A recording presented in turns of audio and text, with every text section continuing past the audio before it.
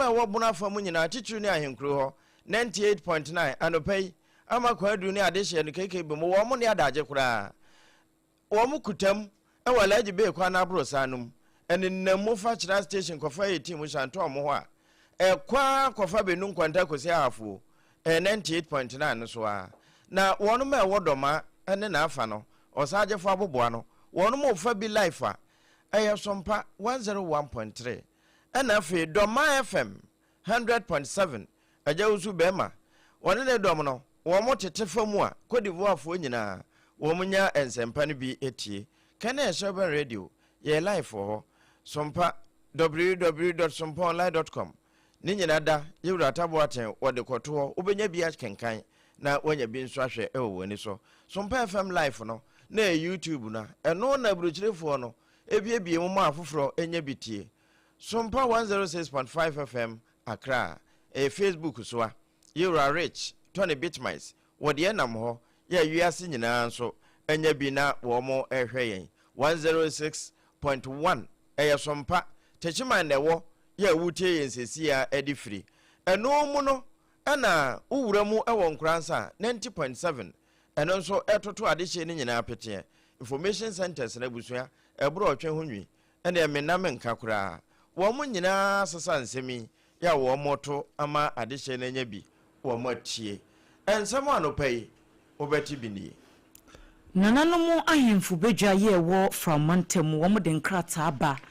ede afa ensema hudo bi a wo ma na musini ba ko na nsemu iyokufo ebe declare no wanted eno ekuo bi nso declare ta aba se family planning no de UN dia ma o manyi se yemfa mmoa yen ho enso ne ma bi so e wo porto free by 2024 mu ho wo mo mmoa me yen clear mpenimfo nyem abeto Jose Ghana ni bia wote amanone sesia no nasem akopie emrem ni nyina ene se wonu ankasa ne fie no wode adane Kobe processing factory ya ehu asem no aye bebre eno achi yebekọ efefere mantem afa ho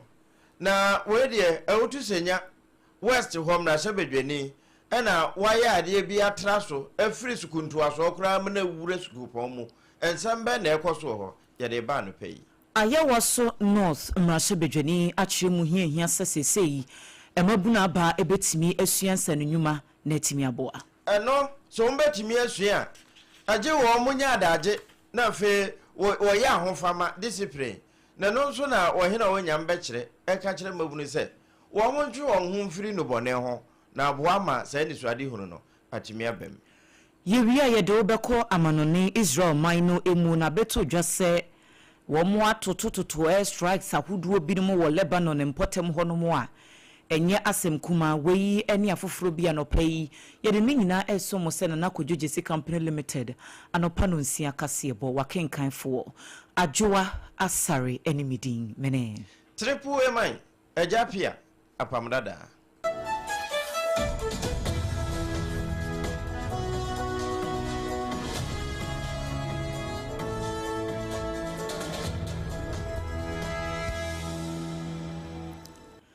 afei yenjibre ni emfa kasebo no enchiremu ensomo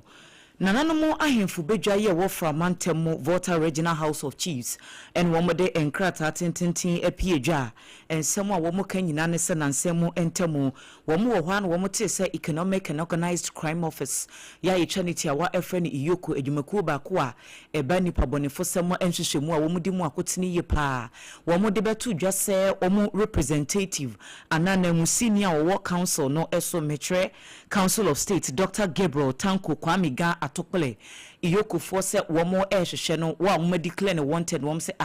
na eba ne sen na womutimi etu anamo bi etesa womo ko hye enkrata ya iyokofo ede bai no womu kiremu se doctor eyade se ne ho bon ewo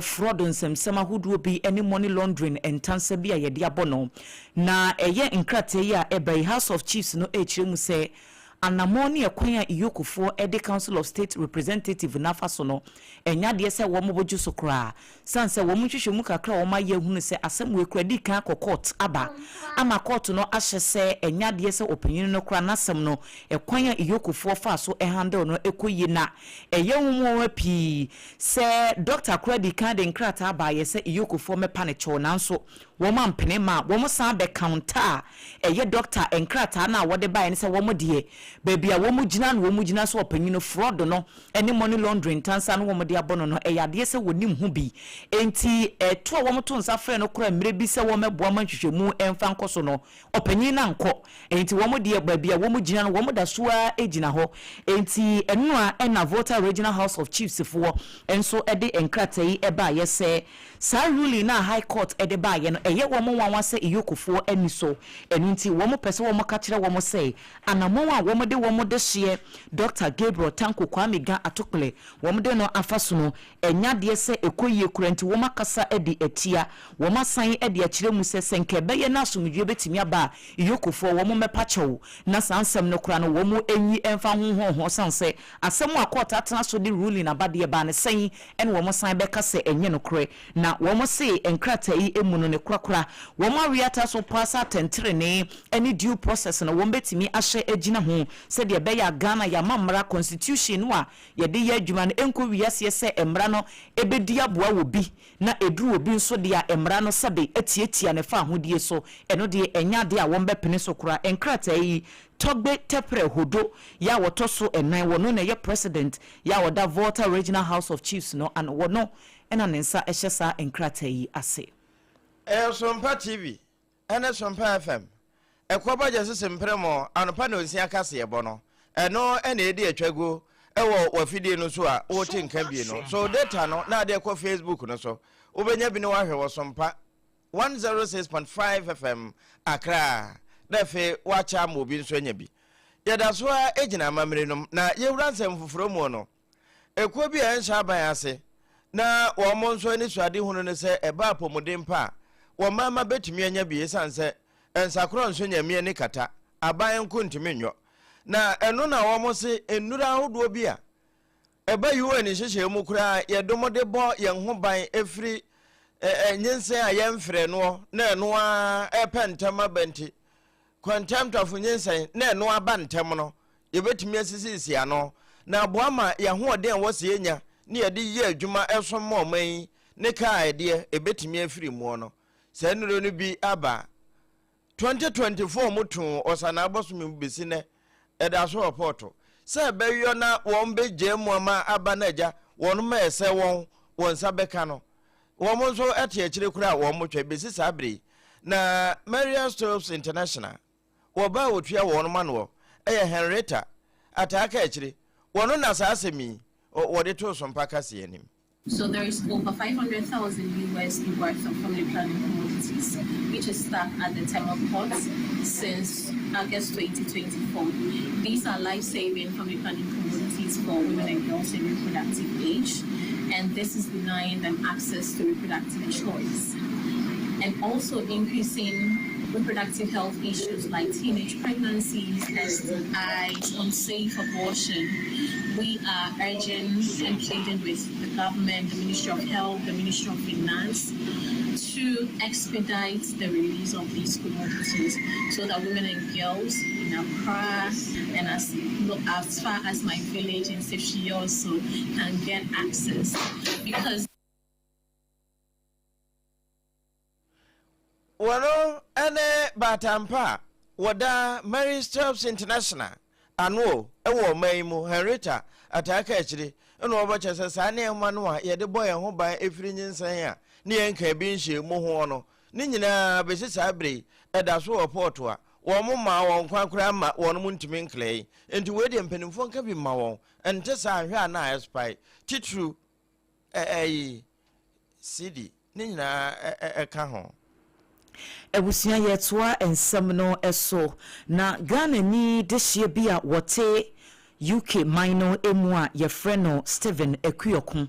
ye kasei wakojina emrano ano Watford Borough Council for womo ena edesa conviction no eba ye na ne womo kanyina ne se emfie mienu entemnie womo aye nhwehwemu efa adwuma bia abrantie Stephen Ekuyoku woye ewo Watford eye UK honom na wochiremu ese wono no wofa ensuomunam empatai bi no wode aye ko bi adwuma woye ewo UK hono no na yesi sika nya wanya ene eniema huduo bi no mo se de omanfo eba beto ko bi no enya semkuma kora na wono ankasa ne fie afa baabi ena woye processing no na beye emfie mienu entamnie no mu hu se owura no eye adwuma bi a etesa woni nkrata wo bia wontua taxi bi ama wo bi ena adwuma ya woye so kora no aban ye UK aban wo munya so mfa so hwe na wo mu hu yan wo mu so asese wo mu ye investigations ya wo mu kire se mre bi atwam kora no wo mu be survey owura no nkrata se wo mra na wo mu entoto na no na afen so adwuma na woye no wo bra se wontumi enye se adwuma ne bi wantie ena adwuma no akobi adwuma na en woye enti na wochie mu ene beto odwa se ade na escalate mi se adwuma na ye kese ama omanfo ewo empotem ho de wo bia eyawe na womo council no ebeche no womo kire se 21 Lincoln Green Court eho ena yede ne ekogina ye St Albans Magistrate Court eye February bosumni mu ne da na etoso edubaako na womo etoato no opanyin no wampopu ni tikura meyesa woni mranimfo no anase atemuafo no eba betwe wogitu mu se adwuma na woye no emfa mara kwan so enti womo ma adwuma no yefo ema atemuafo no kura no womu hu ne mobo se bosumi dumienu na chesa afi ba ko ntemu de obehwe no wada dabampon achi kakra afei se wokwadamu ba nso a in the next 5 years emfie numu a eda yachi ne wontimi enkonkoye se adwuma ne biem agese empenifo ahye atenetre niema ma wono ankasa akogitumi krata aye due process enokra na after 5 years ansa na wobetimi back akwakoye saa adwuma no na womu echiremu se niama ade no kra aye den de ama Stephen Ekuyoku ene se wan complete woni bambofo no woni womo anko benkro mu ama investigations na womo ye no antimi anko wieye enu ti no womo de tu dwa sebe wontimi emfiri wukrom emetena obi maaso emeye de wo pe ewo ho ai sebe Ghana ha na ebia eniema bi yen take no very seriously UK hono de wo mani ku saa niema no ho enti owura Stephen Ekuyoku ena sesia ne ho akwakodi nsensem ko obi adwuma na woye ewo mani munti afi ma yenwura eutu senya west abato mpesua no so baabia ma me gazela abutwi woye mrase bedwani no waye ade bi wo ho ama ade hye wo ho adwiri won titru ene wo mo a enye somfa so no asuafo be sa henan wono ma ekosua pon akyerɛkyerɛ ntete bia ene adokotafo ne anesefo ntete bia ya wo mo kwa akohyase a takum motoro so safo no be sa henan de wo ma wo ho asamforo wo mo edimirika pa afa wo ntwo boswa wono mo kwa akosua de na de ntia ma me yesa no na ya ma ne bofo ho nti wonya adaache etwe ko tententen na no emo akyerɛkyerɛ mi. These scholarships are necessary because it's important to give support young people who are taking a decision to go to tertiary institutions. And so in the past, we used to give 50, and now we have increased, we've doubled the number. We've also increased the amount also that each student has. And some even get it repetitively. Now we're doing this because everybody needs a bit of help. And the president has announced the no fee stress. That's for the first years. So first years have the advantage of getting their school fees back once they sign up with the no fee stress program. But the continuing students also need the support. So we actually don't discriminate. One, we don't ask for your grade points, because once you are even in the tertiary, nursing training, teacher training, or university, you've done well to even get there. So we just have to encourage you. But then we tend to monitor you from behind, see how you are doing and how you are faring. Wabapa Gizela abutwi tete no ona ye mrasha bedwani ma ade hye wono mo awutu senya west na wo mo enye so mfa so no so amfo asidensie. In the extent that once my mom is a single mother, it will support her in so many ways to be able to pay my fees on time so that I could study hard. so that I will not be depressed. Because when the financial doesn't come and you are in school, you'll be thinking about financial support, and that can cause you a depression. This time for school fees, I don't know. So I bet you I am school fees. Yenishi kanya wa yama yenya so bebre yeni yamba ni ebusua ekokua ye wom yenya so da wa yama yami sure yeni sa da kwasa ma watina so kosi wuda ya wa eno ano no da se bi mre bio e janka kasa so onye hu se wo kasa asem na nwumre pe na de che de obedie nso na wo hwehwe ekoba jese sempremo no si abre mu kasa e bo ye de ma so mpa fie tv no so ene radio so Facebook YouTube ne TikTok be bia wiase nyina pa no so a yaje ho afa no ko bajesi ne kutem wono na abo aboso de adanse ho ne ma papa wodi award yi nyina no eye ne nokuredie ene ne dwumadie papa wodi wo man mu nti so pese osifie no emfa ho no wakatua ene ne utimete ho se ubetumi ayo na wayo awie di a ene na ado ho abo no cement ne nso papa no eno no obekyerew titru ne super strong waterproof cements no wobechiro so we na ye papa eno na udisi fi na ebecha mawo entika ho na one ne nkasa wayesa mframa wompasu aso ho no wo ho nanso unyen hunu ne nkura bata no enti mo bi mfa so kwa nkoda no wachenchena 0204355040 ekobejesi ahoma no ofre no nso wo no na efa enti ana wahye no nso anopei watwu usede esan se ora haji ne hia papa ansana sabio bibia beko anum no na beko yem no efo onum o wonum nso se na ye bari ano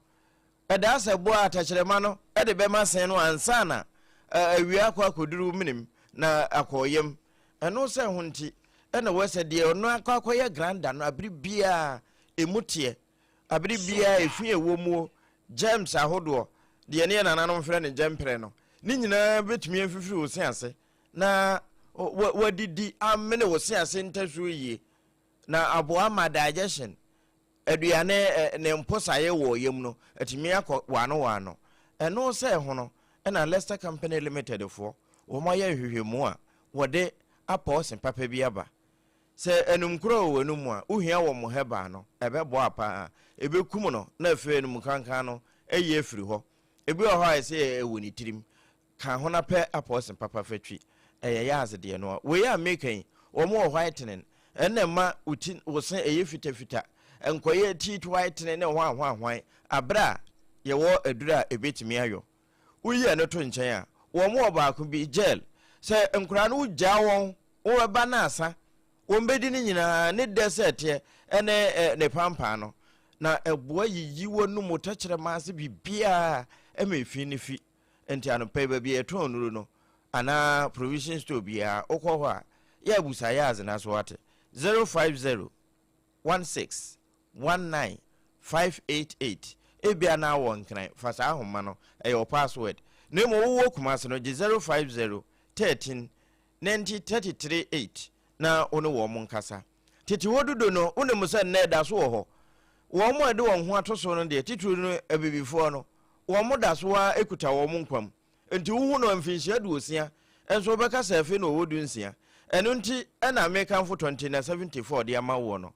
yare bi etew so se wadura sa uhia 2074 ena ebeboa wo ama atimi akontem okan shi drug lane enya na babieton robia ahyeta wo ho na mmom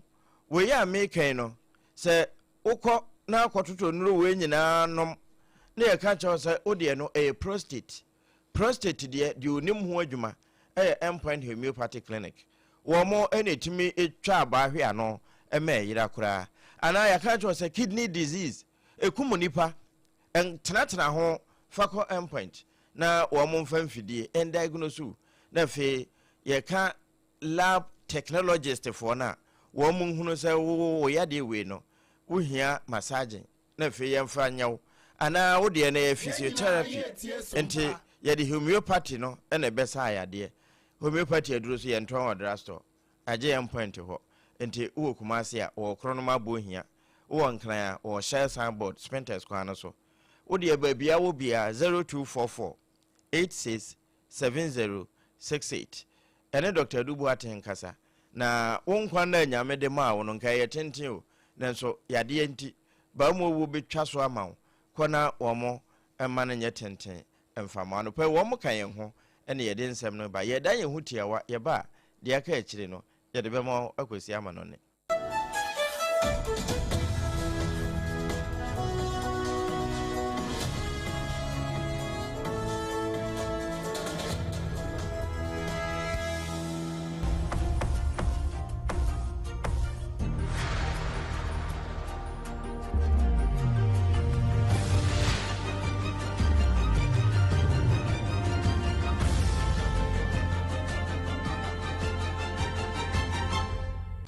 TV Emma Aketiapa.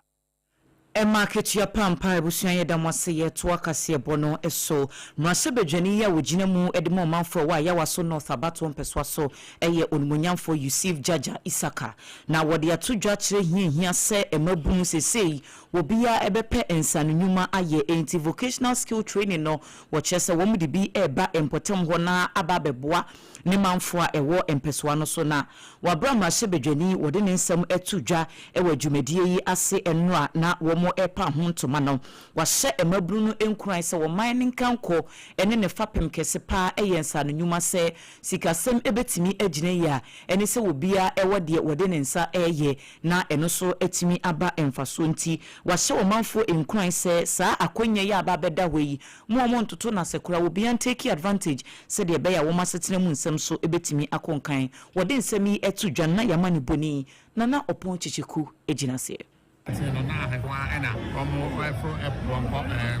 horses in the manema. Year on year, we moved from only that and we added food bazaar so that we show our rich culture, our food, culinary, and what have you. As time goes by, we added health screening to it, but thankfully, 2026, we've added the training of our youth into an artificial intelligence technology about would be an instrument. That is what we added for the 2026 Salah Fest. I came from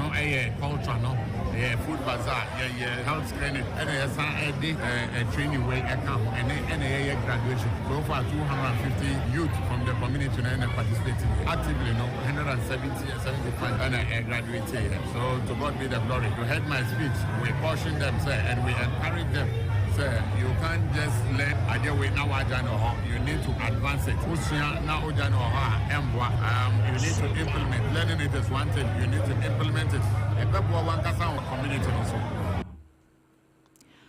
Ayawaso North Emrase Bejeni Odmonyamfo Yusuf Jaja Isaka ene etenin kan. Na sabre krona osomafo kwame wusu ede ne liberty ne kokopie mu osahwanyam be kire. Na adwabo kese bi koso. Emu ana na kwadwo ani otoso mienu. Wono na ye ohena wo mpotamu ho. Wo kasa wase na ode afutu ebe mabu na wo ho se daachi na ye hu se da ho na eye ne ya o ene firi enti daachi be yi a efiri ne sanse ne nkunimudie no ene ne ye fa no wo munya nuboni a wo motu aguso efom ne sebrato no na emmoa wo daachi emma de wo mu twade ato won ho no wo muntimi medi so yie afutu no sade ekoyi ni Debbie America, and also Miss and a candidate na ewo ye na de mo dia ya ni koko enne koko no kure bi ni hobi asasini na say srabe wa asasini na asa na ye koko ene ye ma timesere se ye magunu ni ye kola mo ko school so omo ni na omo anyi no mo sua de ara pimpi no na school for no e wan say school mo na sua de dabi ameni hours na be to school nkai ni na be di no fie mesere magunu se omo pe fie so a ye mo wodi se be sua de ne ye money na ye no se tramo no na ewiase ne si ko no ti no na obi ba kra na mhokra utimi etia no na ye se labor ti akra no school kra we kokra ho abakra ye mfa abakra mwakola amen ne ayede kakra na so na kwasi bu mangama imahen so e de hihye pa yuga ko mu awasha hefo no a so egu so akakra akra ayetiti e mofra no na ye no mu aye education obi yare kra na okay first aid etimi ahwena so na otimi akokese mu kra no ebi ho ayeche compound so yes many say empia faso a many mafo bepe bia ye hono do etimi ahwe ho asana ebekokese mu a yakokese wono ene ye nyambe kire hene ewo sahwi oso na na matran konwa ewo sahwi atifi mantan mu ana osomafo kwa me wusu wode ho nsem bae ne na kwadwa ni moto so mi no ne nka ne yete no Yekowie kase no ewo amanone na Israel eho ena yedo ekwa beto dwase wo man no akoto totopa ye ibi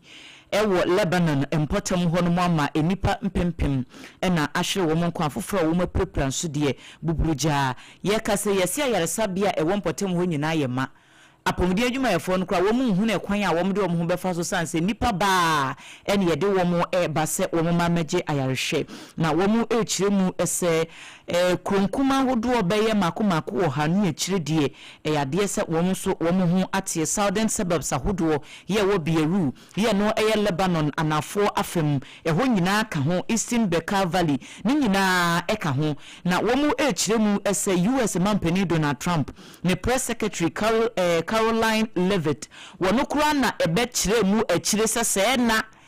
plan ya ekoso ne topa ye ya omkototo ese na Lebanon kura womo enka ho enti ehu asem na kwakoye bebre ye kasei womo echire mu se enipa oha ene edumienu 112 ena ahwere wo nkwa wo mo prepare so eye 837 ya health ministry no ebo ho ano ho ba na wo mo se ye kase de ayaresabia hodo no apomudi adwuma yefo no wo mani abresa krodom se wo mo mpene emu obi ensa nhwere ne nkwa enka ho nti wo mo ye de wo betimi bia se de be ya wo mo ede wo mo aba wo mo de wo mo da so a ewa hoden ye betimi ahwe wo mo na wo mo so eho ato wo mo enti ensema hodo a efiri Israel eba ena yadan ye chire ede amamwenu so na yegina na nsema hodo anope yede ba yedi ni nyina esi amamodie na edimu akotini bi ense Volta Regional House of Chiefs for the nkrata aba akasetia ekwanya iyokofo ede Council of State anamusini Dr. Gabriel Tanko kwa mega atokle efaso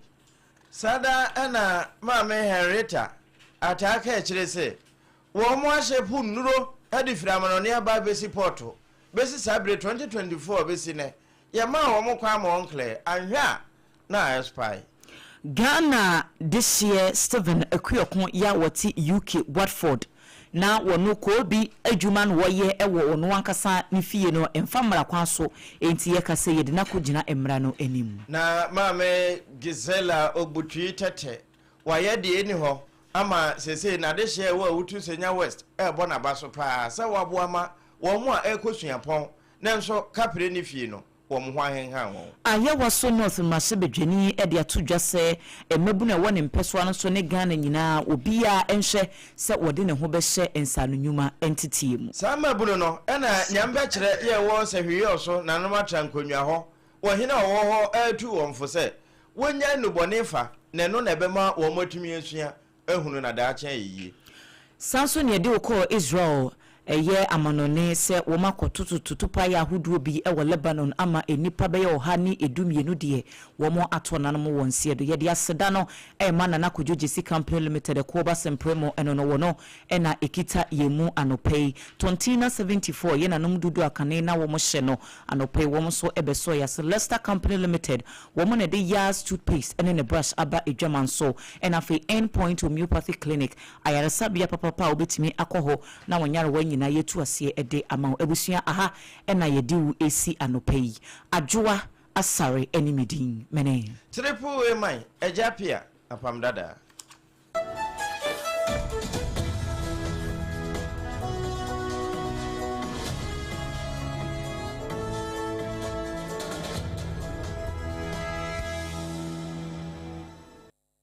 Munde dinam se menya foreign call. Hello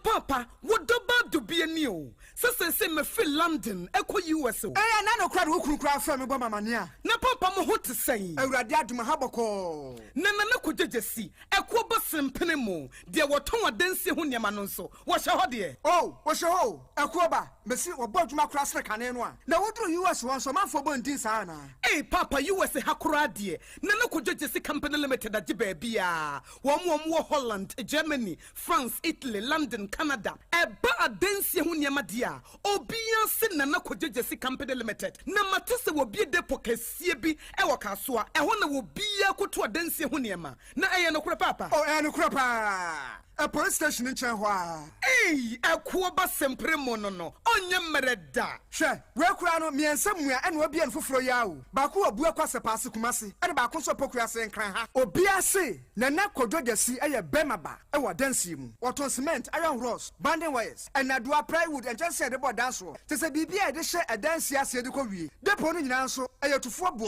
Wodu kokra mu a, wodu kodwa free. Akra wuyi kaswa depo ene pokrasi de no kra to nkyɛn a wɔsa wo bi wɔ Akoteman Tantra Hill Iron City Amanfrom wɔsa bie depo kɛseɛ so ɛwɔ Koshiman Kumasi sepase depo no kra da nkyɛn a ebi so Magazine Road head office no wɔ bie depo kɛseɛ so ɛwɔ da de ntam edwe so Accra Road Femeswa opposite Alhaji Salia Ampaba Meboshen Tanoso Breman and Amanfrom numbers of man for the free 0244 313 752 and 0244 41 93 93 Nana Kujesi Company Limited. Hey, a Kuaba Simprimo.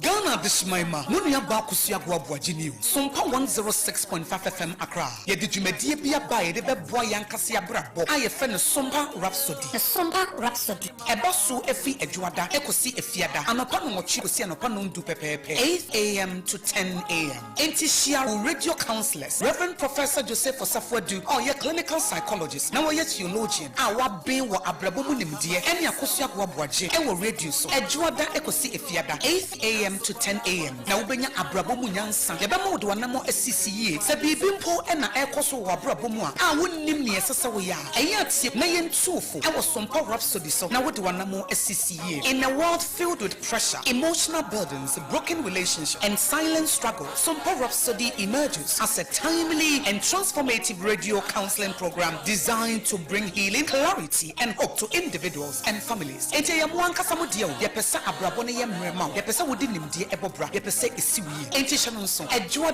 Ekosi Efiada 8 a.m. to 10 a.m. anope bia netie Sompa Rhapsody na wabrabo ebesesa Sompa Rhapsody yedie ni daso abro Sompa Rhapsody the Sompa Rhapsody wo radio counselors chen so mo bebo free me mama Hey medo edrano pa wutimi to boase etwitwiwusi o ado na so ni se me de yas toothpaste and the brush and the twitwi mesima menya homka senti na ye bokoyi na me de me all time favorite yas herbal toothpaste and the brush aboa me amasesei menum nso a enwunu anasa de ehia me semfimfem me biem na won hwasa me se aye fita sesrecha homa na et brightens yas whitening toothpaste and the brush and the midi shimisi entina wo se afei na yas total care gel toothpaste and the brush ne de ebo wo se ho ban demu ne nyina ema wonum ye sham oh yes enukratrodo yas herba yas whitening and the yas total care gel toothpaste and the brush abusuan chamfa se wo pedodo tu e won kan ha for Leicester Ghana Limited and was 050 161 9588 Leicester Ghana Limited and the yas toothpaste mo ahodo and the brush abadwa so abeboy tontonte ye no nsane e fadwen ne fadwen mpa say na nim say brebi beba ama tontina 74 opa ye ne simple T74 abeye aduru tontina 74 ana T74 asa twe ya dwene esina nanom dodo so say de na dodo bua ma nanom enyare basabasa no saa na tontina 74 ana T74 ebo anipadua no emo immune support enti obi onum bie no abrebia ne ho den tontina 74 yinso ya ye no se nsuo krokrowa kama enti ba bia wonam bia obetimi de wade akọ samene wa ankafi na ekroyi eda no nko na wie ye wa bra mennom T74 samennom tontina 74 menya hodin mennom ne dabia T74 yi eye hahama ene ye de aye na DHC ena aframa na ye kama saa no T74 ahoden ni apomuden kwa woko pharmacy ana ba bia to nwo bia ubenya tontina 74 yi bia to T74 yi enye ma oba wa fafuro ana obi a oma nufo ana se obi a onya mfie dumienu eto phone 050 162 8931 and 0246 073 498 FDA agi adwadi nkrato yi atom Endpoint Homeopathy Clinic Ghana had the obi enim sesa ye prostate na ba bi omutimi ye screening ema hu ni ye etu ase a na ye Endpoint Homeopathy Clinic anase ye kidney ye liver problem wo fa ba bi na adwo na the friend premature ejaculation no a bɛrima bi a wo ne wo dɔfo akɔ akɔhyia asa wo di ne ho agorɔ asa wo tonte ɛne ɛbra endpoint homeopathy clinic na yɛmmoa wo ɛma ne mɛma a mo pa wo ɛyɛ endpoint homeopathy clinic wɔn mo da mu fua yareɛ bi a infections bi na ɛwɔ hɔ anaasɛ bi a wo nhyɛ wo fa baabi na adwodwo kidney problem prostate deɛ ɛyɛ endpoint homeopathy clinic kuma sɛ wobɛhu endpoint homeopathy clinic ɛwɔ kronoma bohia ɛna akra ha nso so deɛ wɔn mo gyina mu ankasa ɛwɔ spinters baabi yɛfrɛ no share signboard no woduru na wobusa sɛ wopɛ endpoint homeopathy clinic a obia ɛbɛkyerɛ wo frɛ endpoint ɛwɔ 0244867068 ɛna 0274234321 endpoint homeopathy clinic a wɔn mo da mu fua. Hi, you're from me Abna Ruthie. From Monday through to Friday, 1 p.m. to 3 p.m. sharp. Shame, I was Sompa 106.5 FM. Midday Sompa Delight. Bro, Sompa Delight, a social entertainment program. Ebema entertainment, information, and education. Onya, sawati de wahoni nadida. Afi, and anya dance no eba. Sompa Delight is a unique blend of entertainment and purposeful conversation. Froby, no be Froby, no be so Froby. Nakashane say, Abna Ruthie, I was Sompa 106.5 FM. Now, ode Sompa Delight, bro. Sompa Delight, where entertainment meets impact. 106.5.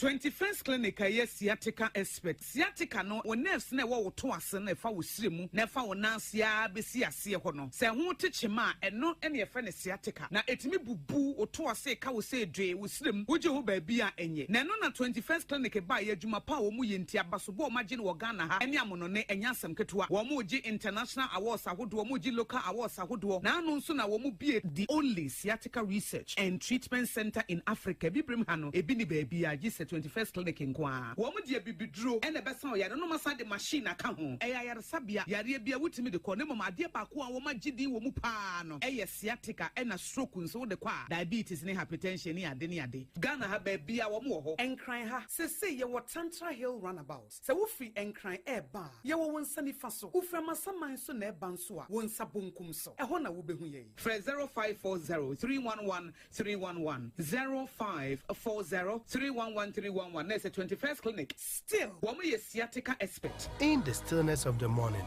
before the noise of the day begins, there is a sound rising, a sound of prayer, a sound of power, and a sound of victory. Yamawakwaba was Sompa First Service. I was Sompa TV, Sompa Radio. Your early morning altar of encounter. Join Bishop Albesaki Kwambo. Oyunyaku Pondi for Wastrano Eweye Brim, and I'm Nensaso Ama Onyaku Korea on what yepi. Through this prophetic platform, destinies are aligned, burdens are lifted, and lives are transformed. We need to teach us some perfect service. Our home a TV program keke. A bra or so near Sasisia. A bro Yankupon Casa Chenema. Set your alarm, tell a friend, gather your family, and let the Spirit of God reposition your life. And mass on perfect service in Chawo Home Hoda. A Yajuada Kusi if Yadanopa, Anopano Nunkusi Anopanunsia. Fawodani na share radins na erade beye.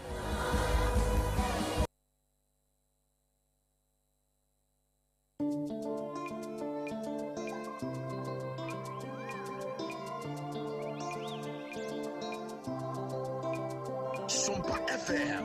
Sompa free titi oh oh oh. Sompa free titi oh.